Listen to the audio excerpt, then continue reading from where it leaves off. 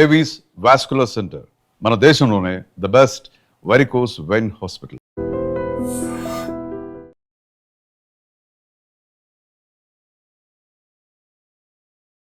అంటే మీ సర్వీస్లో తీసుకుంటే సెన్సేషనల్ కేసు అప్పట్లో ప్రత్యూష కేసు, సినీ నటి ప్రత్యూష కేసు, ఆ కేసును అసలు ఎందుకు పక్కదారి పట్టారండి? అసలు ఆ అమ్మాయి నిజంగా రేప్ జరిగింది, అసలు ఏం జరిగిందండి?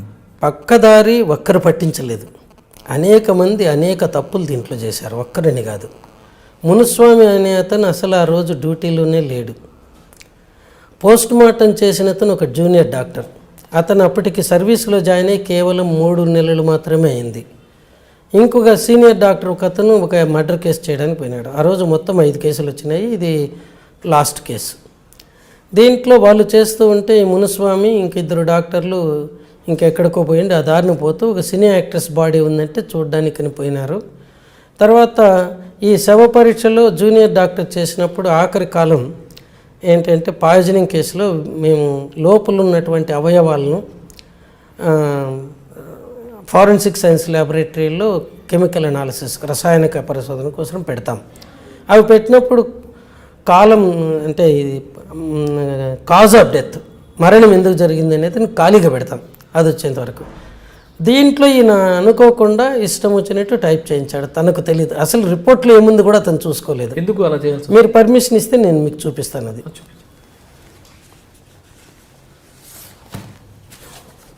అంటే అతనికి ఎందుకు అనేది ఏం లేదండి, తనకు సబ్జెక్ట్ మీద పటుత్వం లేదు. అంటే అప్పుడు తర్వాత ఇవి చదువుకోవటం కూడా రాదు. దీంట్లో ఏముంది కూడా చూసుకోలేదు. ఈ రిపోర్ట్లో ఏమని ఇచ్చారండి? రిపోర్ట్లో వాళ్ళు ఇచ్చింది ఈ కాలం ఖాళీగా పెట్టారు. ఈ ఖాళీగా పెట్టిన కాలాన్ని ప్రెజర్ ఓవర్ ద నెక్, మెడ పిసికారు. యాస్ఫిక్సియా డ్యూ టు మాన్యువల్ స్ట్రాంగులేషన్, గొంతు పిసికి చంపారు, అది దాని అర్థం. However విజరా preserved for chemical analysis to detect poison if any. అయితే లోపల ఆర్గాన్స్, బాడీ శవ ఆర్గాన్స్ రసాయనిక పరిశీలన కోసం పెట్టాము. Semen collected from vagina for grouping and DNA finger printing అని రాశాడు. అక్కడ ఉండేది సెమెన్ వెజైనల్ సెక్రెషన్స్ అని ఎవరు చెప్పలేరు, అది ల్యాబొరేటరీలో పరిశోధన చేస్తే కానీ చెప్పలేరు. అటువంటిది ఇది రాశాడు ఈయన. ఇక్కడ ఒకరికంటే ఎక్కువ మంది ఆమె మీద అత్యాచారం జరిపినట్టుగా వచ్చింది. ఇక్కడ జెనిటల్ ఆర్గాన్స్కు ఎదురుగుండా uterus normal in size, empty, ovaries normal, nothing particular అని రాశారు. సో ఈ శవ పరీక్ష నివేదికలో ఎక్కడ కానీ ఆమె మీద మానభంగం జరిగినట్టు లేదు. కానీ ఆ ఒంటి మీద గాయాలు ఉన్నాయని, ఈ గాయాలన్నీ కూడా ఈ వీళ్ళు చేసినటువంటి థెరపటిక్ ఇంజరీస్ అని అంటారు. ఒక చిన్న గాయం ఇక్కడ ఉంటుంది, అది కూడా నేను చూపిస్తాను కావాలంటే. ఈ దీంట్లోనే ఉన్నాయి ఫోటోలో. ఈ గాయం ఇక్కడ ఉండేది అది ఏంటంటే ముక్కు నుంచి ఒక ట్యూబు మన పొట్టలోకి పెడతారు జీర్ణాశయంలోకి, ఏదన్నా యాస్పిరేట్ చేయడానికి కానీ లేకపోతే మందులు పోయడానికి కానీ. అది ఇక్కడ పెట్టినప్పుడు అది ఒక స్థలంలో ఉండాలని చెప్పి దాన్ని ఇట్లా ప్లాస్టర్ వేస్తాం. ఆ ప్లాస్టర్ తీస్తే ఎర్రగా అనిపిస్తుంది మనకు కూడా ఎక్కడన్నా. ఆ ఎరుపుదనాన్ని ఈ జూనియర్ డాక్టర్ రాసినప్పుడు ఏమి రాయాలో కూడా ఆయనకు తెలియకుండా 1.5 × 2.5 సెంటీమీటర్స్ అబ్రేజన్ అని రాసినాడు. అబ్రేజన్ అంటే స్కిన్, చర్మ పైపర్ గోక్కుపోవటం, కేవలం రెడ్గా ఉండేదాన్ని. ఇంకొకటి ఇంట్యుబేషన్ అంటారు, అంటే ఇక్కడ ఒక ట్యూబ్ను మన శ్వాసనాళంలోకి పంపుతారు గాలి పోవడానికి. దాన్ని ఇక్కడ ఉంచాలంటే దాని చుట్టూ ప్లాస్టర్ చుట్టి ఇట్లా తీసుకొని వచ్చి ఇక్కడ అంటిస్తారు ప్లాస్టర్ను. అంటే ఒక పక్కన తీసుకొని వచ్చి ఇట్లా పెట్టినప్పుడు చిన్న డాట్స్గా ఒక గీతలాగా పడింది, అది కూడా ఇంటరప్టెడ్. దాన్ని ఒక ఇంజరీగా తను 5 సెంటీమీటర్స్ విలువ అది రాసినాడు పెద్దగా. రెండోది 4 సెంటీమీటర్స్ పొడవుతో అది ఉంది నెస్ గాయం. అంటే పొట్ట మీద కూడా గాయాలు ఉన్నాయి. ఇంకా చెప్తాను అది కూడా.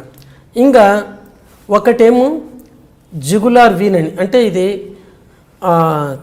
మెదడు నుంచి తల నుంచి శుభ్రం చేయడానికి రక్తాన్ని గుండెకు కుడివైపుకు తీసుకొని వస్తుంది, చెడు రక్తాన్ని.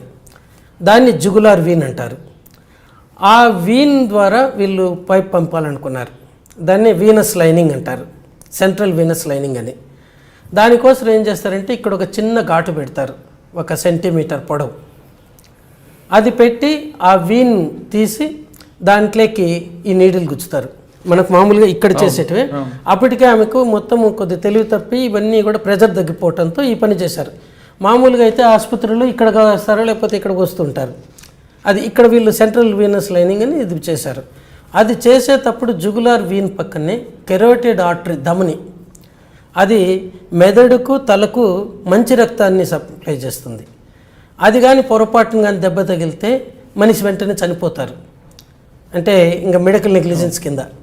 దాన్ని పక్కకు నెట్టడానికి ఇలా వేలుతో అన్నాడు. ఇది రెడ్గా అయింది. ఈ రెండింటిని అబ్రేజన్స్ అన్నారు. తర్వాత ఇక్కడి నుంచి పోయిన ఈ ట్యూబ్ను ఇక్కడ పెట్టారు. పెట్టిన తర్వాత ఇది ఇట్లా పొజిషన్లో ఉండాలి కదా, 2 కుట్లు వేశారు.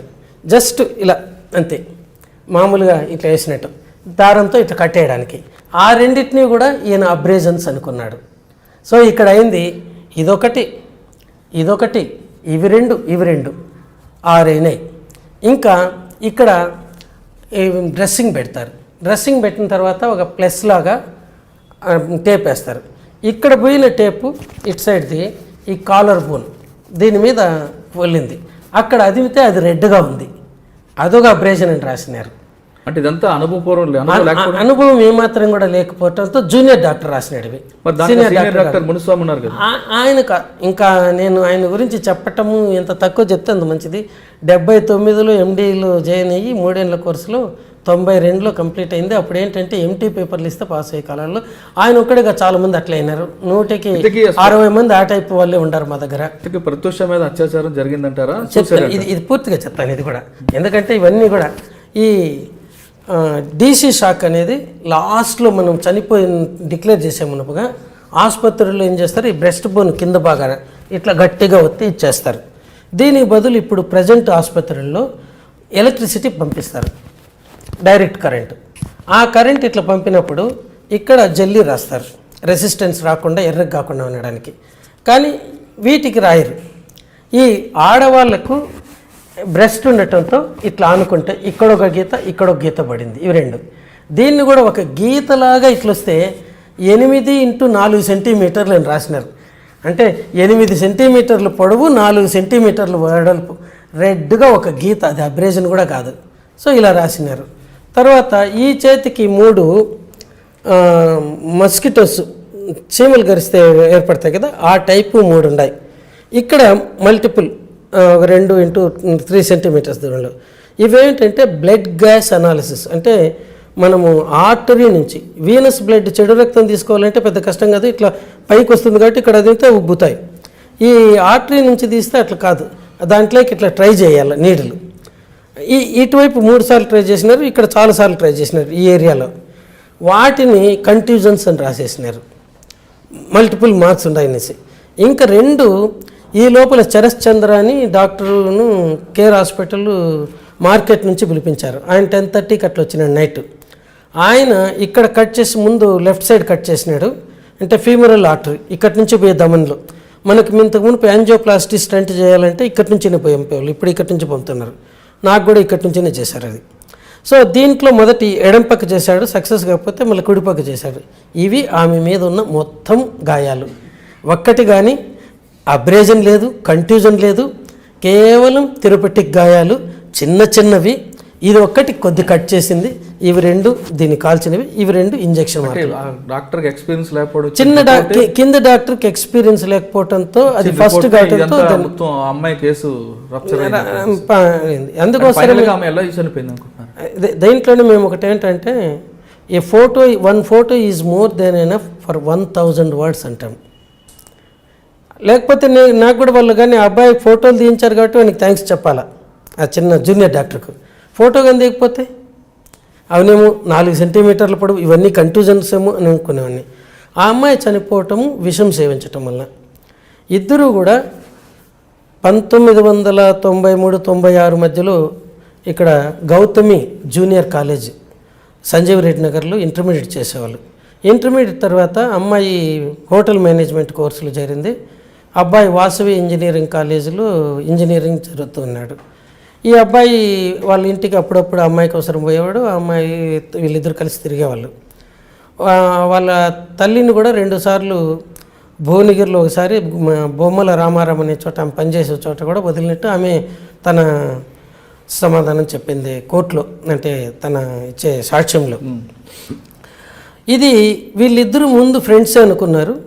ఒక 9 నెలలు సుమారు 9 నెలల ముందు వీళ్ళిద్దరి మధ్యలో ఏదో నడుస్తూ ఉంది అనే అనుమానం తల్లికి జరిగితే ఆమె నిలదీసి అడిగితే అమ్మాయి అవును ఆ అబ్బాయిని ప్రేమిస్తున్నాను, ఆ అబ్బాయిని పెళ్లి చేసుకుంటానంటే 1 నెల రోజులు చెప్పి చూసింది. వద్దమ్మా నువ్వు నీ ఇప్పుడిప్పుడే పైకి వస్తున్నావు, కెరీర్ పాడు చేసుకోకు అనేసి. తర్వాత వాళ్ళ మేనమామ కూడా, అంటే ఈ ప్రత్యూష వాళ్ళ అన్న ఆయన కూడా చెప్పినాడు, ముందు వాళ్ళ తల్లిదండ్రులతో మాట్లాడండి అని. వాళ్ళ తల్లిదండ్రులకు మాత్రం ఈ అమ్మాయి చనిపోకమును 1-2 నెలల ముందే తెలిసింది. తెలిసిన తర్వాత అబ్బాయి దగ్గర ఉన్న మొబైల్ ఫోన్ లాగేసుకొని వాడి మీద రెస్ట్రిక్షన్స్ పెట్టాడు. అప్పుడు ఈ అమ్మాయి ఎప్పుడన్నా అబ్బాయిని కలవాలనుకుంటే వాళ్ళ ఫ్రెండ్ ఒకరికి ఆయన మొబైల్ ద్వారా కాంటాక్ట్ చేసేది. అట్లే సిద్ధార్థ్ కావాలనుకుంటే ఫ్రెండ్ దగ్గరికి ట్యూషన్ అనేది కంబైన్డ్ స్టడీకి పోతున్నాను ఇట్లా. ఈ క్రమంలో ఈ సిద్ధార్థ్ ఇంట్లో గొడవ ఎక్కువైతా ఉంది రోజు రోజుకు. 13వ తేదీ ఫిబ్రవరి 2002లో ఈ కంట్రీ క్లబ్లో ఈ సిద్ధార్థ్ వాడి ఫ్రెండ్ సూరజ్ అని వాళ్ళ కజిన్ అట, ఆ అమ్మాయి మేనమ్మ కూతురు ప్రఫుల్ల సిరి 10 గంటలప్పుడు ఉదయం 10-10:30 మధ్యలో కలిసి ఒక నిర్ణయానికి వచ్చారు. ఇప్పుడు ఈ అబ్బాయి ఇంట్లో చాలా తీవ్రంగా ఈ మనస్పర్ధలు ఉన్నాయి కాబట్టి వీళ్ళిద్దరూ ఒకరితో ఒకరు మాట్లాడుకోవడానికి కానీ ప్రయత్నం చేయకూడదు, ఈవెన్ ఫోన్లో కూడా దూరంగా ఉండాలా. మేలో ఆ అబ్బాయికి ఇంజనీరింగ్ అయిపోయిన వెంటనే ఆ అబ్బాయి తల్లిదండ్రులు కానీ ఒప్పుకోకపోతే వీళ్ళు రిజిస్టర్ మ్యారేజ్ చేసుకునేట్టుగా. తర్వాత 14వ తేదీ ఫిబ్రవరి ఆ రోజు ఈ అమ్మాయి చాలా ఆశగా చూసింది అబ్బాయి నుంచి ఫోన్ కాల్ కోసం. అదే సమయంలో ఆ అబ్బాయి చుట్టూ చాలా గట్టి కాపలా పెట్టారు. సో ఆ అమ్మాయి కొద్ది డిప్రెషన్ లేకపోయింది ఆ రోజు ఫోన్ రాకపోతే. మళ్ళీ 23వ తేదీ అది శనివారం, అదే ఫిబ్రవరి నెలలో 2002 9 గంటల ప్రాంతంలో అబ్బాయి ఫోన్ చేసి మా ఇంట్లో ఎవరు ఒప్పుకోవటం లేదు, మా అమ్మ ససేమరు ఒప్పుకోవటం లేదు, మనం కానీ పెళ్లి చేసుకుంటే ఇంటిళ్ళ పాయిజన్ తీసుకొని చనిపోతామంటున్నారు నిందట. దాంతో ఈ అమ్మాయి 1/2 గంట సేపు వాడి మీద ఫోన్లోనే ఎగిరిందట, గట్టిగా మాట్లాడుతూ ఉన్నింది. మాట్లాడుతూ ఉంటే తల్లి అడిగితే ఏంటంటే ఇదట వాళ్ళ ఇంట్లో ఒప్పుకోవటం లేదట, అది ఇది అంటే కూల్ డౌన్ కొద్ది టైం ఇవ్వు వాళ్ళు కూడా సర్దుకోవడానికి, ఇప్పుడిప్పుడే కదా తెలిసింది నీ తల్లి చెప్పింది. ఆ తర్వాత సాయంకాలము 4 గంటల ప్రాంతంలో హెయిర్ డ్రెస్సింగ్కి పోతానని ఇక్కడ fairy beauty parlour Rajiv Gandhi సర్కిల్కి వచ్చింది. వీళ్ళు ఉండేదేమో తార్నాకాలో. ఆ మరుసటి రోజు ఆదివారం రోజు ఈమె బెంగళూరుకు పోవాల్సి ఉన్నింది ఒక సినిమా షూటింగ్ కోసం. అది ఫస్ట్ సినిమా ఆఫర్ అట కన్నడ మూవీలో. దానికి పోవాలనేసి అక్కడి నుంచి ఇదే పనికి ఇక్కడికి వచ్చిన తర్వాత సిద్ధార్థ్ ఫ్రెండ్ ఫోన్ చేసి సిద్ధార్థ్ని చెప్పండి మేము ఇక్కడ ఉన్నామనేసి ఈమె ఇది వచ్చేప్పటికి మళ్ళీ డ్రెస్సింగ్ ఉంటే ఈ లోపల 5:30కి ఆ అబ్బాయి వచ్చినాడు కారుతో. ఆ హార్న్ విని ప్రఫుల్ల సిరి కిందికి దిగొచ్చింది. ఈ అమ్మాయికి 6 గంటల ప్రాంతంలో ఈ హెయిర్ డ్రెస్సింగ్ అయిపోతే దిగొస్తే ఆ అబ్బాయిని చూస్తామనంటే ఈ అమ్మాయి ఏడవటం మొదలుపెట్టింది. అమ్మాయిని చూసి అబ్బాయి ఏడవటం మొదలుపెట్టారు రోడ్డు మీద. దారింటి పోయేవాళ్ళు వీళ్ళ వెంట చూస్తామంటే ఈ ప్రఫుల్ల సిరి వాళ్ళ మేనమామ కూతురు ఈ అమ్మాయి కొద్దిగా ఎంబరేసింగ్ ఎక్కడన్నా కూర్చొని మాట్లాడుకుందాం రండి అంటే అప్పుడు ఈ అబ్బాయి నా కారులో కూర్చొని మాట్లాడుకుందాం అన్నాడు. ఈ అమ్మాయి నేను సిద్ధార్థ్ పోయి అట్టే తిరిగి వస్తాం మేమిద్దరమే సపరేట్గా మాట్లాడుకుంటాం, నువ్వు ఇక్కడన్నా ఉండు లేకపోతే ఇంటికన్నా వెళ్ళిపో అని చెప్పిందట. చెప్పి అలా వెళ్ళిన తర్వాత 6:30 మధ్యలో అంటే 6:35 అని రాసినారు పోలీసులు దాంట్లో రిపోర్ట్లో జడ్జిమెంట్లో.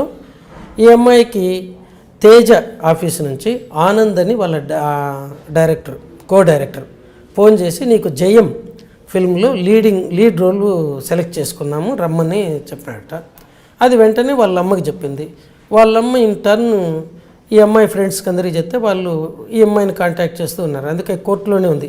ఈ అమ్మాయి ఫోన్ కంటిన్యూస్గా మోగుతూనే ఉన్నింది. అది కోర్టు మెయిన్గా రావటం. తర్వాత 7 గంటలకు ప్రాంతంలో ఈ అమ్మాయికి ప్రఫుల్ల సిరికి ఫోన్ చేసి నువ్వు మేము తేజ ఆఫీస్కి పోయి సంతకం పెట్టేసి వస్తాము, నువ్వు పంజగుట్ట దగ్గర ఉండు, తిరిగిపోయేటప్పుడు పికప్ చేసుకొని పోతామన్నారు. పంజగుట్ట దగ్గర ఈమె 8:30 వరకు వెయిట్ చేసి ఇంక వీళ్ళు రాకపోతే ఒక బస్సులో ఇక్కడ సికింద్రాబాద్ రైల్వే స్టేషన్ దగ్గర పోయి అక్కడి నుంచి తార్నాకాకు ఇంకో బస్సుకు పోతే నైట్ 10-10:30 మధ్యలోకి చేరింది. చేరితే అప్పుడు ఉస్మానియా యూనివర్సిటీ నుంచి ఒక హెడ్ కానిస్టేబుల్ అక్కడికి వచ్చి ఈ అమ్మాయిని అడిగారు.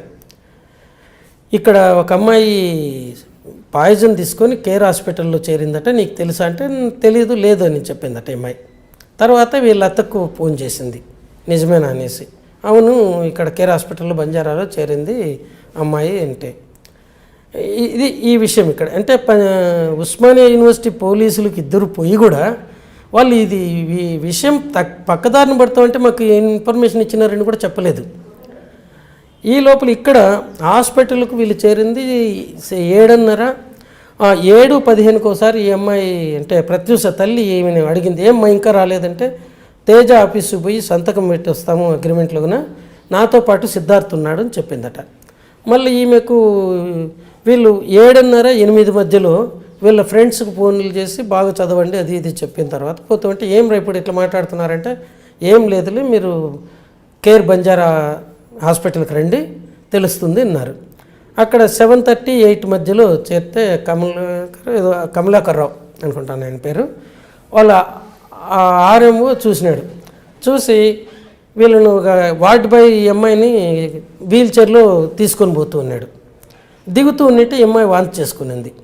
అది ఒక ఈనాడు విలేకరి కూడా చూసినాడు, అతను కూడా చెప్పినాడు, సార్ నేను కూడా చూసినాను కానీ ప్రత్యూషలాగా ఉంది అనుకున్నాను కానీ ప్రత్యూష అనుకోలేదు అని. ఇది జరిగింది. తర్వాత ఇద్దరిని అక్కడ తీసుకుంటే మేము కూల్ డ్రింక్స్లో పాయిజన్ కలుపుకొని తాగినాం చెట్ల మంది అంటే అది ఏముందో తెలిస్తే బాగుండు అన్నారట. వాళ్ళు చాలా సేపు నిదానించారు. కేర్ హాస్పిటల్ చేసిన తప్పు ఏంటంటే ఇటువంటి కేసుల్లో ఇమీడియట్గా ఒక్క క్షణం కూడా వేస్ట్ చేయకుండా తీసుకొని స్టమక్ వాష్ చేసేలా. దీంట్లో వీళ్ళని అసలు చేర్చుకునేదా లేదా ఈ డైలమాలో పడ్డారు. ఎందుకంటే అంతవరకు వాళ్ళు పాయిజనింగ్ కేసు ట్రీట్మెంట్ ఇవ్వలేదు, ఎలా చేయాలో ఏం పాయిజనో చెప్పటం లేదు, ఏదో కూల్ డ్రింక్లు కలుపుకున్నామని. మళ్ళీ ఆఖరికి 8 గంటలకు చేర్చుకున్నారు. 8 నుంచి 8:20 మధ్యలో 3 పోలీస్ స్టేషన్లో ఫోన్ చేసినారు. మొదట బంజారా హిల్స్ పోలీస్ స్టేషన్కి ఫోన్ చేసినారు. చేస్తే వాళ్ళు మీ ఆసుపత్రి పంజగుట్ట పోలీస్ స్టేషన్ పరిధిలో ఉంది, వాళ్ళని కాంటాక్ట్ చేయమన్నారు. పంజగుట్టకు చేస్తే మీరు ఉస్మానియా యూనివర్సిటీ కాంటాక్ట్ చేయమన్నారు ఈ అమ్మాయిని గురించి.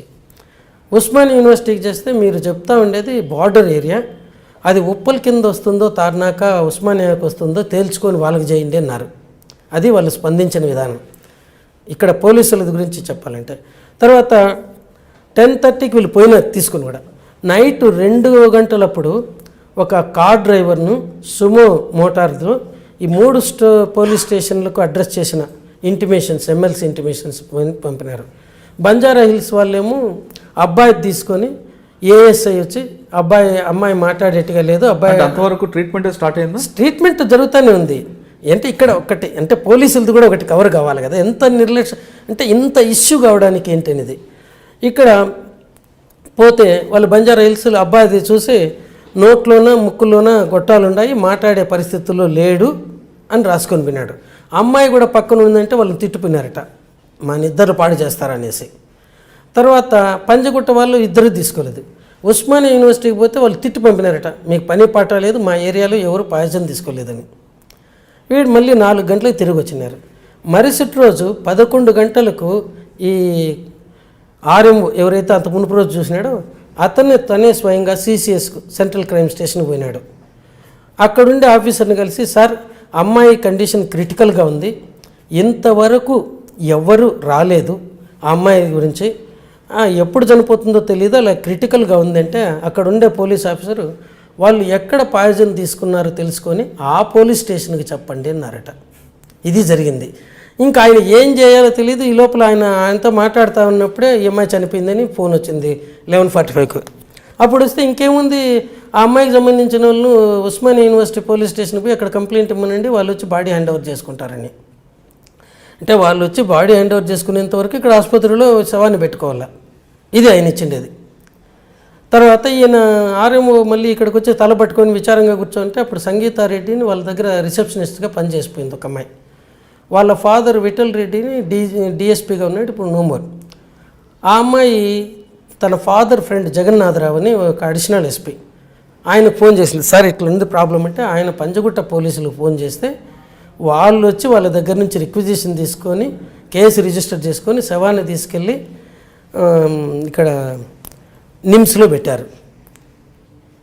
ఇది కేసు దీంట్లో జరిగింది. పోలీసులు దీని గురించే కోర్టు జడ్జిమెంట్లో it is the supine indifferent attitude of the police అన్నారు.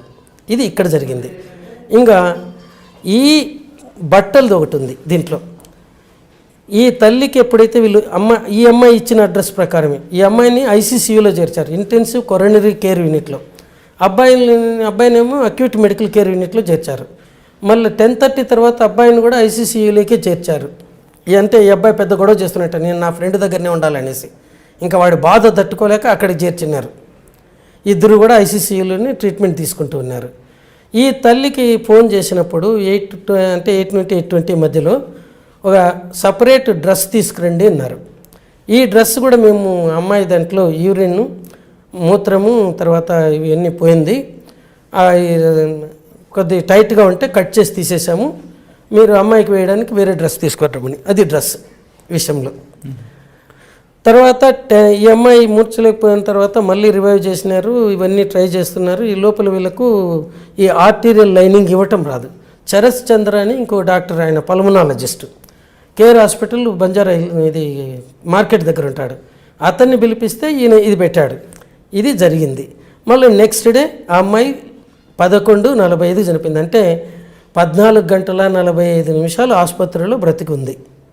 ఇవి జరిగింది. ఈ తల్లి కూడా ఒక స్టేట్మెంట్ 13వ తేదీ మార్చి 2002లో మీడియాకి ఇచ్చింది. నేను పోయిన వెంటనే వాళ్ళు నన్ను రానివ్వలేదు, ఒక అర్ధగంట టైం తీసుకొని మళ్ళీ రానిచ్చారు. అప్పుడు నేను వెళ్తే 7 మంది డాక్టర్లు అమ్మాయి చుట్టూ ఉన్నారు. వాళ్ళలో ఒక డాక్టరు హౌ ఆర్ యూ అంటే ఐఎమ్ ఓకే సార్ అనింది అనేసి.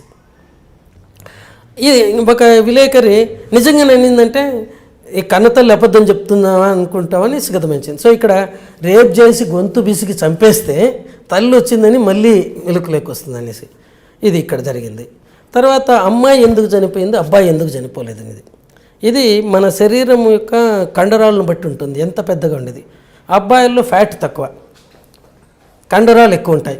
So per unit gram of టిష్యూకి పాయిజన్ పోయేది తగ్గుతుంది ఒకే మోతాదులో తీసుకుంటే. అమ్మాయిల్లో ఫ్యాట్ ఎక్కువగా ఉంటుంది, ఫ్యాట్కి పాయిజన్ పోదు, కండరాలకు మాత్రమే. అందులోనే వాళ్ళు కాస్త లీన్గా ఉంటారు. ఈ అమ్మాయి అందులో సినిమాలు యాక్ట్ చేస్తుంది కాబట్టి she has to maintain her size. దీనివల్ల ఇక్కడ పోతుంది. తర్వాత నేను అనాలిసిస్లో రిపోర్ట్ వీళ్ళని అడిగిన, నేను కన్వీనర్గా ఉన్నాను కమిటీలో. నాకు క్వాలిటేటివ్ కాదు క్వాంటిటేటివ్, క్వాలిటేటివ్ అంటే ఏం తీసుకున్నారని అట్లా కాదు, ఒక 100 గ్రాముల టిష్యూకు ఎంత పాయిజన్ ఉందో కావాలనేసి. స్టమక్ వాష్లో అడిగితే అమ్మాయిలు 100 మిల్లీలీటర్ల స్టమక్ వాష్ పొట్టలో ఉండే ఆహారంలో 2.9 మిల్లీగ్రాములు మాత్రమే ఉంది పాయిజన్. 100 మిల్లీలీటర్ల స్టమక్ కంటెంట్లో 2.9 మిల్లీలీటర్ల పాయిజన్ ఉంది. అబ్బాయిలో 4.1 మిల్లీలీటర్ అంటే ఇంత మిల్లీగ్రామ్ 4.1 మిల్లీగ్రామ్ అబ్బాయిలో ఉంది 100 లీటర్ల దీంట్లో, 100 మిల్లీలీటర్లో. ఈ అమ్మాయిలో 2.9 అంటే అబ్బాయి కంటే ఈ అమ్మాయి కంటే అబ్బాయిలో 1.2 మిల్లీగ్రాములు ప్రతి 100 మిల్లీలీటర్ల స్టమక్ కంటెంట్స్లో ఎక్కువగా ఉంది. దాన్ని బట్టి మనకు అర్థమయ్యేది ఏంటంటే అమ్మాయిలో పొట్టలో నుంచినే అంటే స్టమక్లో ఉదరం దాంట్లో నుంచినే చాలా స్పీడ్గా రక్తంలోకి పాయిజన్ వెళ్ళిపోతూ ఉంది. వీడిలో ఆ స్పీడ్ లేదు. ఇది ఒక కారణం. దీనివల్ల అబ్బాయి బ్రతికి బయటపడ్డాడు. ఆ అబ్బాయి కూడా 2 రోజులు కంప్లీట్గా అపస్మారక స్థితిలో ఉన్నాడు. తర్వాత క్రమేపీ కోలుకున్నాడు. ఇది జరిగింది. తర్వాత టోటల్గా ఈ కేసు అంతా రాంగ్ ట్రాక్ ఉన్నప్పుడు, రాంగ్ ట్రాక్ ఇక్కడ కూడా కాదు, పోలీసులు కూడా పట్టించారు. ఈ ట్రాక్ నుండి మీ కమిటీ వచ్చిన తర్వాత మీరు దీన్ని ఒక ట్రాక్లో తీసుకొచ్చానంటారు. నిజం చెప్పాలంటే